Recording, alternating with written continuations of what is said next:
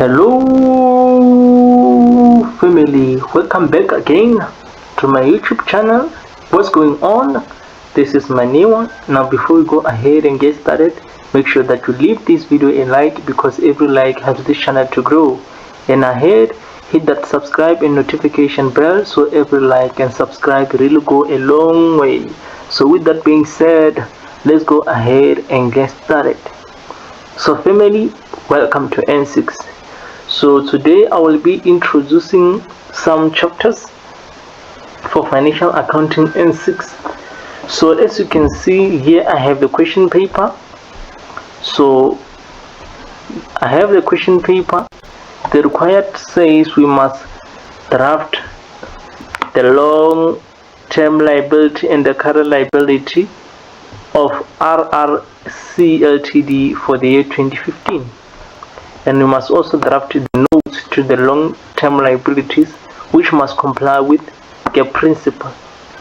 So if you can check here, we've been given the following balances appeared in the books of RRLTD. So here we're going to draft the long-term liabilities and the current liabilities. We're also going to draft the notes to the long-term liabilities that must comply with GAAP principle. So allow me guys to start with the notes, so then I can proceed also with the long-term liability section and the current liability section. So with the drafting of notes of the long-term liabilities here, they want us to prepare the what we call the long-term liabilities. They want us to prepare the retained income, the statement of changes in equity. So here we're going to prepare the statement of changes in equity. If you can check here, the required says prepare the statement of changes in equity for the year ended. So I'm going to start with the statement of changes equity as required. So with the statement of changes equity, what you have to know or what you have to memorize is only the format. You must know the format of how we prepare the statement of changes in equity. So statement of changes equity also form part of the, remember we have different types of financial statement. We have statement of financial position, comprehensive income statement, cash flow statement, and also the statement of changes equity is one of them. So today allow me to prepare only, I'm just going to give you the format on how to prepare the statement of changes in equity. Then after that I will also do the activity with you. I hope guys I make myself clear. Okay, like I said that I'm only going to give you the format of preparing the statement of changes in equity. Then we are also going to do that activity together. Okay, so guys, let me start preparing the statement of changes in equity. I'm going to start preparing the statement of changes in equity. Of changes in equity.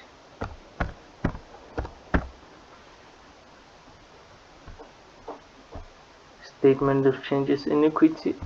Let me go and grab my pen. Then let me draw something like this. Obviously, let me start writing what we have. Okay, so with the statement of changes in equity, we're going to have members contributions,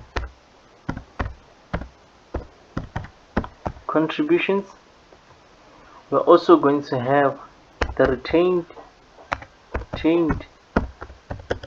income. You're also going to have the general reserve.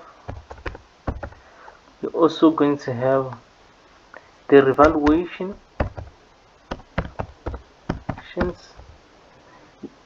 Then you're also going to have the ordinary shares,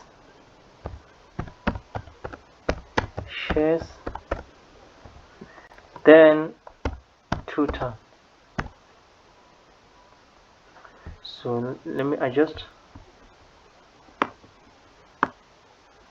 the members' contributions, the trade income, general reserve, revaluations, and ordinary shares and totals. So now I can grab my pen. So okay, something like this. Let me take my pen. So we're going to have the balance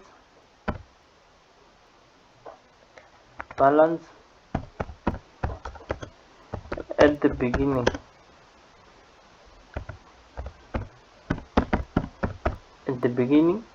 We're going to have the net profit after tax.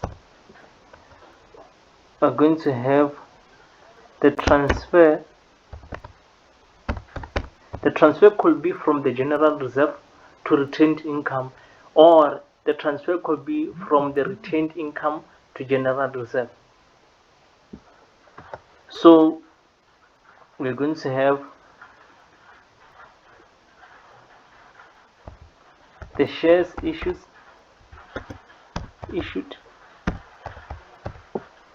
Are going to have the contributions,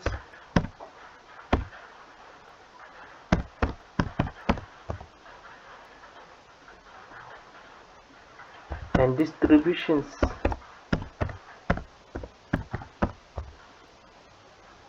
So members,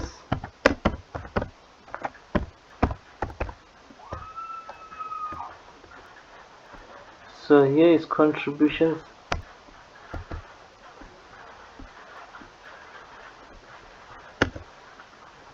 By members,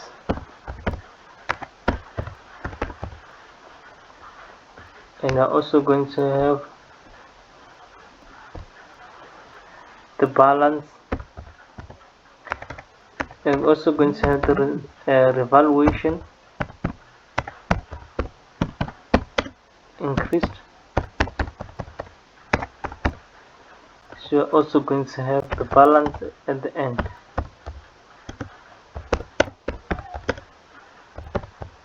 So normally when we are preparing the statement of changes in equity, we don't have the ordinary shares normally, so but sometimes you may be required to also prepare the ordinary shares column, which is going to affect the share issued. Okay, so I'll just go through the question paper and check what was required from us.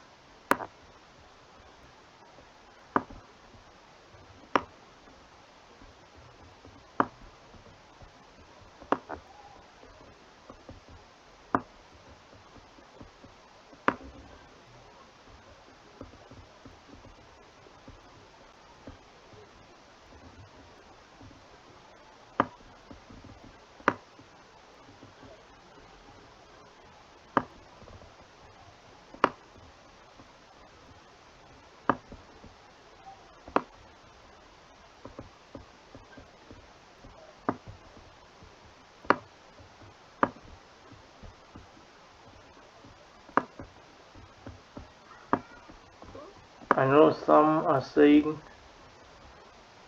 this is not necessary, but trust me, it is for me to draw up this statement of changes in equity. So this is how the statement of changes in equity looks like. So you are going to have the balance at the beginning of the year. The balance at the beginning of the year, you are going to be given on the statement, on the trial balance. Yes, on the trial balance. So if you have not been given the balances on the trial balance, obviously the additional information is going to tell us something. But you must pay a careful attention whether the amounts that appears on the trial balance are at the beginning of the year or at the end of the year. Sometimes you may be told that the balances that appear on the trial balance are the balances at the end of the year. So which means automatically those amounts, when you're preparing a statement of changes in equity, are going to appear as the balances at the end of the year. So which means you're going to start from the end going upwards. So with the retained income, they used to tell us that retained income, they will indicate inside the brackets with the retained income. They used to tell us that the retained income, despite whether all the amount on the trial balance are on the for the year ended or what. So with the retained income, they are also going to indicate inside the brackets that okay, for the retained income, despite whether the amount is on the trial balance, the retained income amount is the balance at the beginning of the year. So with the retained income, that's why you can start at the beginning of the year. You're going to place that amount as the balance at the beginning of the year. So with other columns and names, you are going to be told by the trial balance. I hope I'm clear. Okay, so we can go to our additional information and let's check what we have. So here's our additional information.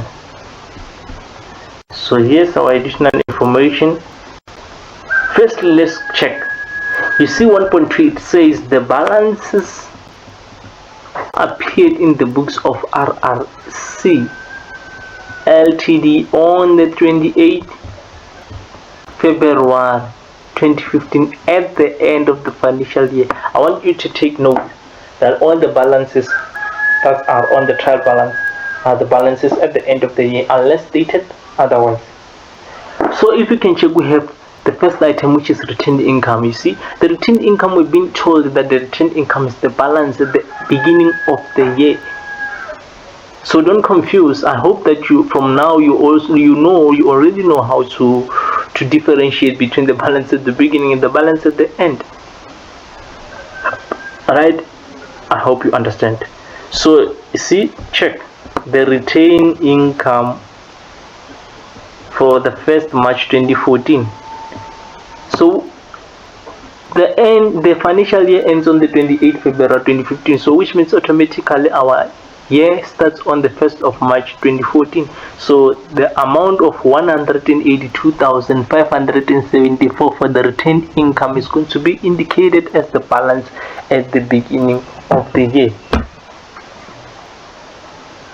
Guys, I hope that you all understand. Right? I hope that you all understand. So I don't think that we are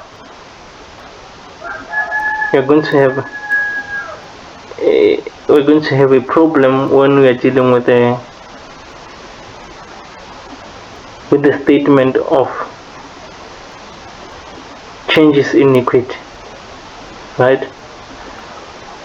Okay, so we have 182,574.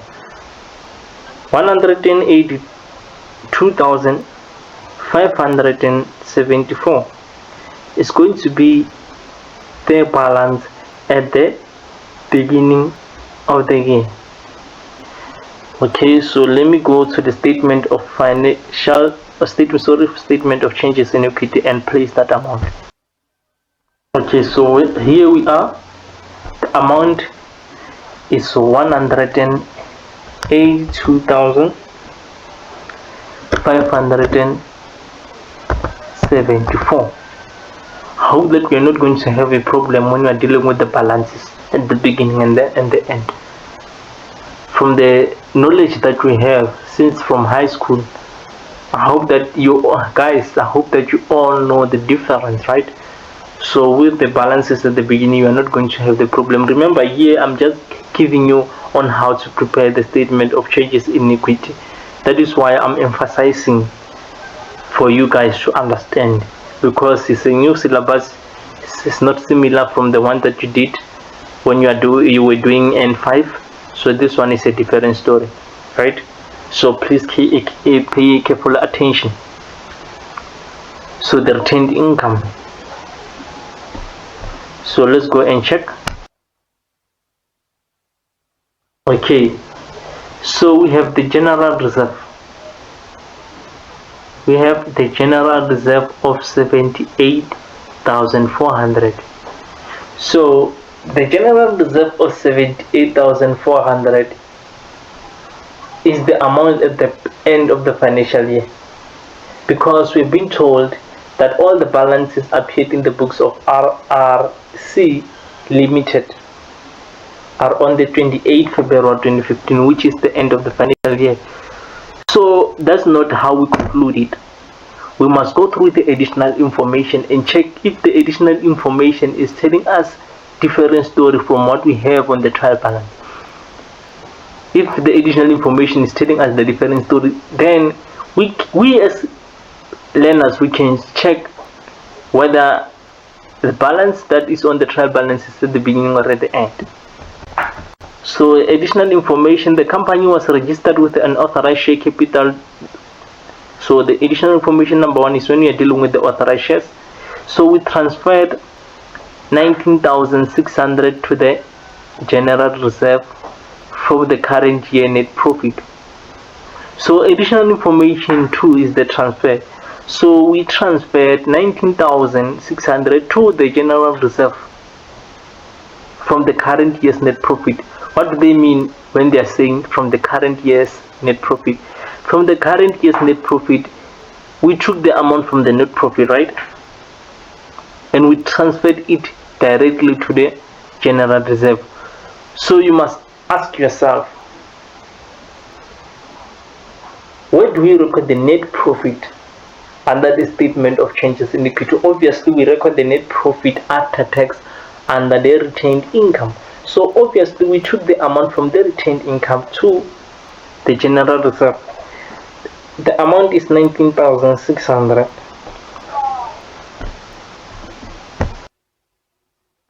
So we took the transfer from the retained income